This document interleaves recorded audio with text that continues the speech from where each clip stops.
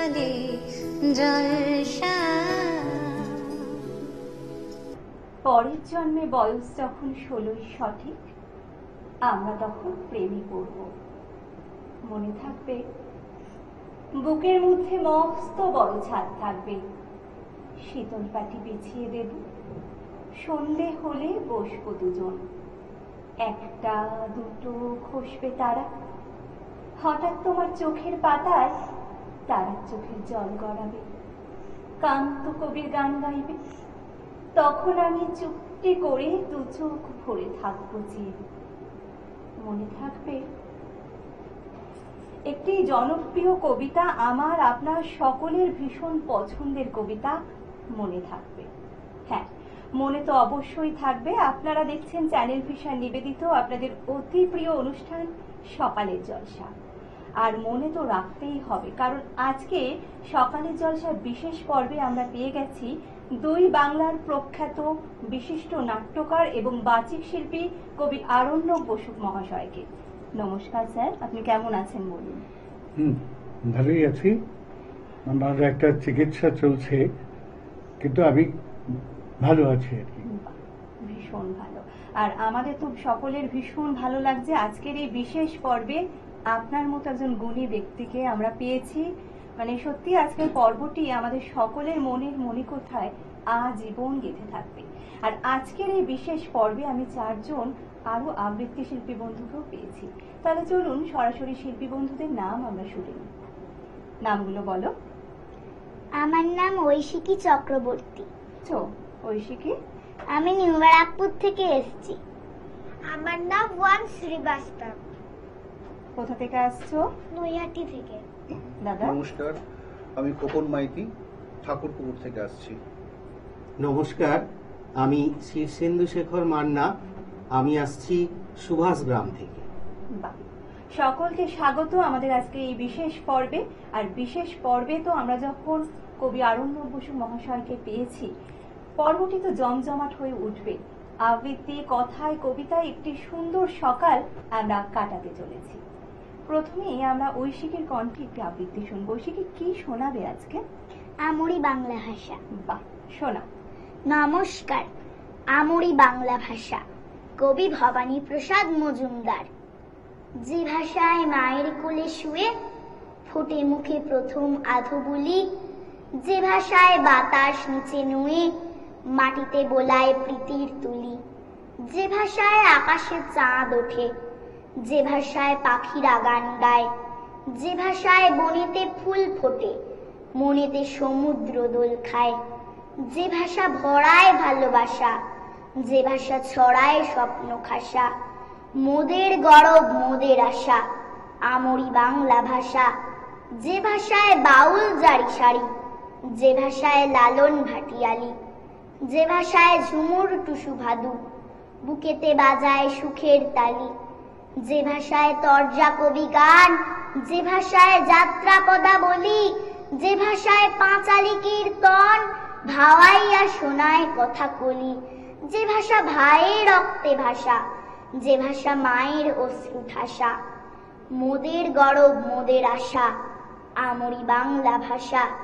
যে ভাষায় ফুল্লরা খুলল না, যে ভাষায় বেহুলা লখিন্দর, যে ভাষায় সোনাই কাজল রেখা হৃদয়ে তুলে দুঃখের ঝড়, যে ভাষায় মা মেনুকা উমা, যে ভাষায় লাউ সেন কাল কেতু, যে ভাষায় কঙ্কলীলা কালু বেঁধে দেয় সংস্কৃতির সেতু, যে ভাষা দোলায় বুকের বাসা, যে ভাষা ভোলায় কাঁদা হাসা, মোদের গরব মোদের আশা, আমরি বাংলা ভাষা। নমস্কার। খুব সুন্দর ঐশিকী। আর যেখানে স্যার বলছেন ভালো হয়েছে, সেখানে তো আমার বলার কোনো শব্দই থাকে না। পারেস, তুমি কি শোনাবে? তুমি আজকে আমাদের কি আবৃত্তি শোনাচ্ছ? প্রথমে কর্মখালী। শোনা। নমস্কার। কর্মখালী কবি দেবব্রত দত্তের লেখা কবিতা। পাড়ার মতন পাশ করেছে ইতিহাসের এমএ, চাকরি পাওয়ার চেষ্টা করে যায় না তবু থেমে। মদন পেল গোপন খবর আলিপুরের জুতে, বন মানুষের চাকরি আছে জানতে গেল ছুটে। বন মানুষের মুখোশ পরে থাকতে হবে খাঁচায়, মাইনে পাবে 700 টাকা, খাবার পাবে যা চায়। বেকার মদন অনেক ছাতেও চাকরিখানা নিল, দর্শকরাও বেজায় খুশি, দারুণ মজা পেল। একদিন তো লম্ফ দিয়ে পড়লো পাশের খাঁচায়, পাশেই ছিল নেকড়ে বাঘ, কেই বা তাকে বাঁচায়। হালুম করে বাঘ বাবাজি, যেই তুলেছে থাবা, বন মানুষ চেঁচায় ভীষণ, মরে গেলুম বাবা। বাঘটা তখন বলল কানে, উঠছো কেন ঘেমে, আমিও ভাই তোমার মতো ইতিহাসের এমএ। নমস্কার। ছোটদের উদ্দেশ্যে আপনি কি বলতে চাইছেন? এই যে ছোটরা আজকালকার যে বাংলা ভাষাকে ভুলে সবাই ইংলিশ মিডিয়াম স্কুলের পেছনে ছোটা, মানে বাংলা জানে মানে বাবা মারা গর্ববোধ করছে না, হ্যাঁ আমার ছেলে ইংলিশ জানে, সেটা নিয়ে ভীষণ গর্বিত। কিন্তু দুঃখের কথা আছে, কিন্তু আমি জানি অনেক বাবা মাই আছে তারা প্রয়োজনের ভিত্তিতে, হয়তো এটা আমি মানতেও পারি নাও মানতে পারি, কিন্তু বাস্তব চিত্র ইংরেজি মিডিয়ামে তারা পড়াচ্ছে, কিন্তু তারা বাড়িতে কিন্তু বাংলা ভাষার চর্চাটা খুব জারি রেখেছে। আমি শুধু ভারতবর্ষে নয়, কয়েকদিন আগে আমার এক সিনিয়র সিটিজেন বন্ধু, তিনি প্রাক্তন প্রধান শিক্ষিকা বাণী চট্টোপাধ্যায়, তার মেয়ে ইংল্যান্ড থেকে এসেছে, তার ছেলেকে এখানে পইতে দেওয়ার অনুষ্ঠানটা করলো, এবং আমি বলেছিলাম আমার থেকে কি চাও তুমি, তখন বাণী ম্যাডামের মেয়ে বলেছিল আমার ছেলের জন্য আপনি লীলা মজুমদার আনবেন, সুকুমার রায় আনবেন। হ্যাঁ, এই কথাটা কেন বললাম, একেবারে বাস্তব চিত্র এটা, যে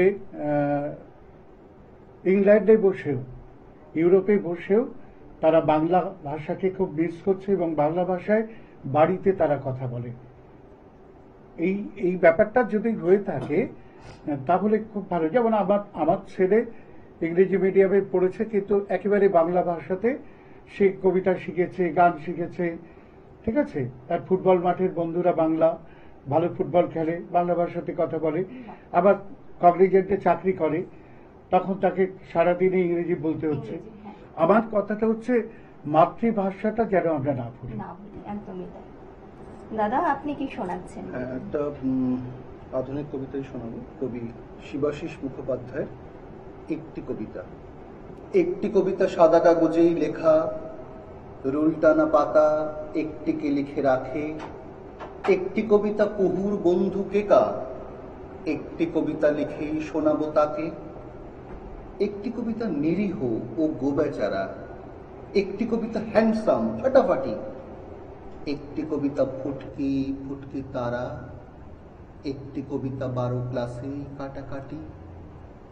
একটি কবিতা ফেটে পড়ে জল ঝরে, একটি কবিতা মেঘে ঢেকে দেয় দুপুর, একটি কবিতা কলেজের করিডোরে, একটি কবিতা বিকেলে আসবি নূপুর। একটি কবিতা 9টা 5-এ ট্রেন ধরে, একটি কবিতা কবিতব মনোভূমি, একটি কবিতা লিখেছিলে মনে পড়ে, বেকার লাইফে ছাত্রী পড়িয়ে তুমি। বাহ, বিউটিফুল। এই কবিতা যতবার শুনি ততবার ভালো। শিবাশিস মুখোপাধ্যায়ের লেখা একটি কবিতা। শীর্ষেন্দুদা আপনি কি শোনাবেন? যত শুনছি সত্যি তত অভিভূত হয়ে যাচ্ছি। আমি এখন শোনাবো কবি পূর্ণেন্দু পত্রীর লেখা কবিতা সেই গল্পটা। আমার সেই গল্পটা এখনো শেষ হয়নি, শোনো। পাহাড়টা আগেই বলেছি ভালোবেসেছিল মেঘকে, আর মেঘ কিভাবে শুকনো খটখটে পাহাড়টাকে বানিয়ে তুলেছিল 26 বছরের ছোকরা, সে তো আগেই শুনেছ। সেদিন ছিল পাহাড়টার জন্মদিন। পাহাড় মেঘকে বললে আজ তুমি লাল শাড়ি পরে আসবে। মেঘ পাহাড়কে বললে আজ তোমাকে স্নান করিয়ে দেব চন্দন জলে। ভালোবাসলে নারীরা হয়ে যায় নরম নদী, পুরুষেরা জ্বলন্ত কাঠ। সেইভাবেই মেঘ ছিল পাহাড়ের আলিঙ্গনের আগুনে, পাহাড় ছিল মেঘের ঢেউ জলে। হঠাৎ আকাশ জুড়ে বেজে উঠল ঝড়ের জগঝম্প। ঝাঁকড়া চুল উড়িয়ে ছিনতাইয়ের ভঙ্গিতে ছুটে এলো এক ঝাঁক হাওয়া। মেঘের আঁচলে টান মেরে বললে, ওর ছুঁড়ি, তোর বিয়ে। এখনো শেষ হয়নি গল্পটা। বজ্রের সঙ্গে মেঘের বিয়েটা হয়ে গেল ঠিকই, কিন্তু পাহাড়টাকে সে কোনো দিনই ভুলতে পারল না। বিশ্বাস না হয় তো চিরে দেখতে পারো পাহাড়টার হাড় পাঁজর। ভিতরে থই থই করছে শত ঝর্ণার জল। নমস্কার। আরো শুনবো, গল্প আরো করবো এবং কথায় কবিতায় আজকের অনুষ্ঠান আরো সুন্দর হয়ে উঠবে। কিন্তু এখন সময় হয়েছে ছোট্ট একটি বিরতি। বিরতির পর আবারও ফিরে আসছি আপনাদের অতি প্রিয় অনুষ্ঠান সকালের জলসা নিয়ে। সকালে জলসা, সকালে জলসা। কথা দিয়েছিলাম ফিরে আসবো বিরতির পর, আর সেই কথা মতোই ফিরে এলাম। আর আমার সঙ্গে রয়েছেন দুই বাংলার প্রখ্যাত কবি, বিশিষ্ট নাট্যকার এবং বাচিক শিল্পী আরণ্যক বসু মহাশয়। আবারও চলে আসি দাদার কাছে। সকলের কবিতা আবৃত্তি তো আপনি শুনছেন, কেমন লাগছে আজকে এই অনুষ্ঠানে এসে আপনার? আমি বিস্মিত ও মুগ্ধ হতে ভালোবাসি। বাসের জানলা, ট্রেনের জানলা, দূরপাল্লায় যখনই চাই বা শহরের মধ্যেও চাই, আমার বিস্ময় কোনোদিনও ফুরোয় না। কাজে আজকে যাদের কবিতা শুনছি বা শুনলাম বা শুনবো, এবং তোমারও ভাষ্য, সুন্দর সঞ্চালনা আমাকে মুগ্ধ করছে। এইটুকুই বলবো যে আমি ভালো বলার জন্য বলছি না, আমার ভালো লাগছে বলেই বলছি। কয়েকটা লাইন আমি কি উচ্চারণ করতে পারি? একদম একদম। আমার শ্রেষ্ঠ কিশোর কবিতা থেকে, কোনো মজার কবিতা নয়, হাসির কবিতাও নয়, কিন্তু কয়েকটা লাইন। মরণের চোখে জল। শাখাটি নাচালো পাতা, ঘন সবুজের ঢেউ। ছোট্ট হাতে রং তুলি, সে ছবি এঁকেছে কেউ। জ্বলেছে হাজার তারা, যে রাত শোনালো বাঁশি। কেউ যেন বলে গেল, ভালো থাকো, ভালোবাসি। আলোর আকাশ ঘিরে ফুল ফোটে শত শত। কবি আর কত জানে, কবি কি শুনেছে অত? দুয়ার জানালাগুলো ঝাপটে দাপটে কাঁপে, কতটা স্বপ্ন কাঁদে বিধি নিষেধের চাপে। কখন কোথায় মেঘ ঘন কালো এলো বেলো, এক ছটকায় নেমে ভাসাতে সাহস পেল। দিয়েছে দিয়েছে ঢেউ, ঢেউ জল খেলা করে, তবু এক ঝাঁক টিয়া নামে আমাদের কুঁড়ে ঘরে।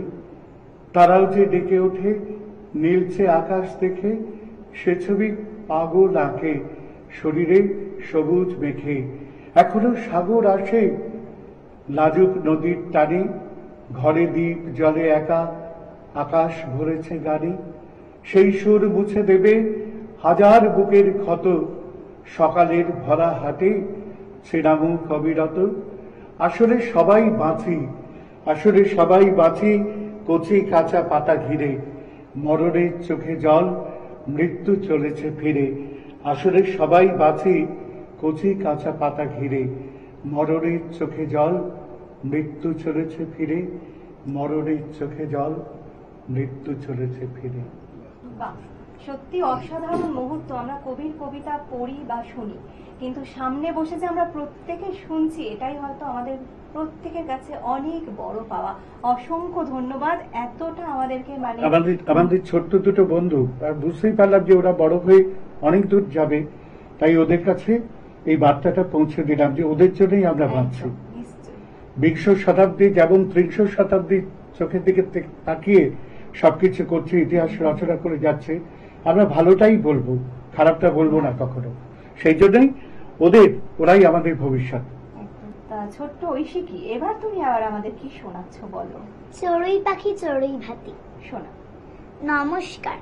চড়ুই পাখি চড়ুই ভাতি, কবি ভবানী প্রসাদ মজুমদার। চড়ুই ভাতি করছে চড়ুই, সঙ্গে শালিক ময়না, চন্দনা দিয়ে আনাজ কাটে, পরেই গায়ে গয়না।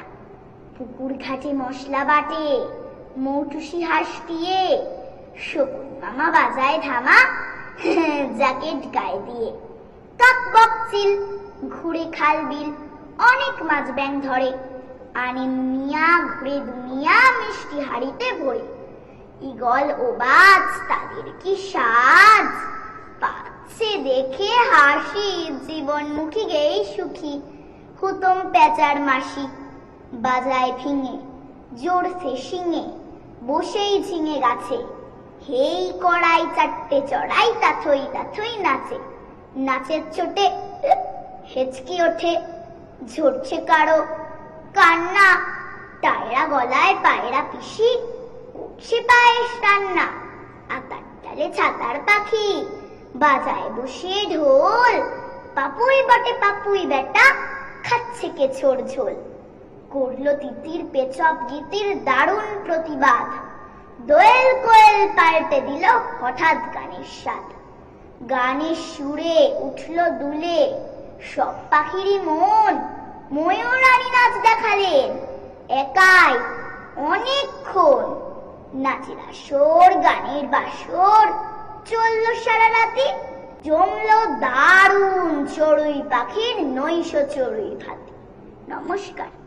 গুড, আর দারুণ। ঐশিকি, তোমার কেমন লাগছে? তোমার পাশে কবি বসে আছেন, তার সামনে তুমি আবৃত্তি শোনাচ্ছ, কেমন না লাগছে না, বলো? খুব সহজ, খুব খুব ভালো। খুব ভালো লাগছে, তাই তো? বাহ। আর এবার তুমি আমাদের কি শোনাবে? আর একটা কবিতা বাসন্তী। বাসন্তী শোনাবে। নজরুলের নজরুলের কাজী নজরুল ইসলামের বাসন্তী শোনা।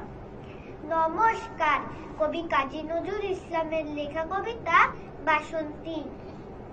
কুয়েলের দোলায় চড়ে এলো ওই কে এলো রে, মকরের কীর্তন ওরে, শিমুলের হিমুলে মনে, পলাশের গিলাসে দোলা, কাননের রং মহলা, ডালিমের ডাল উতলা, ডালিমা রানীগণে, না যেতে শীত কুহেলি, ফাগুনের ফুল সেহিলি।